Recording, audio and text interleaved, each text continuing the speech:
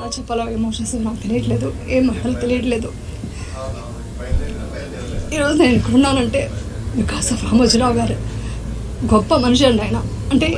అంటే ఎంత ఇదంటే ఆయన దగ్గర నేను నేర్చుకున్నది ఏంటంటే డిసిప్లిన్ అండి.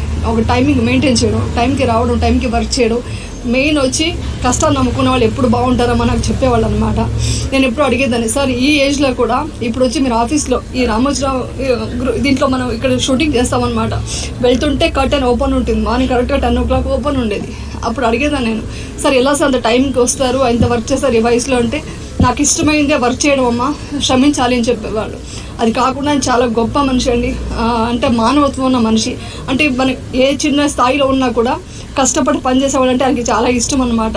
సో వాళ్ళని గౌరవించి వాళ్ళు ఏ స్థాయిని చూడకుండా వాళ్ళని వాళ్ళ ఫ్యామిలీ లాగా ఫీల్ అయ్యేవాళ్ళు అనమాట. అలా ఉన్నారు కాబట్టి నేను ఇప్పుడు దాకా కూడా ఇలా ఈటీవీలో వర్క్ చేసుకుంటూ ఉన్నాను ఇప్పుడు దాకా.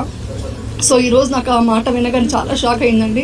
కానీ ఇంకో విషయం చెప్పాలి మీ అందరికీ ఏంటంటే, ఆయన ఒకటే చెప్పారు, ఏది ఉన్నా షూటింగ్ ఆగకూడదు, ఎక్కడ వర్క్ ఆగకూడదు, అందరూ శ్రమించాలి అని చెప్పేవాళ్ళు.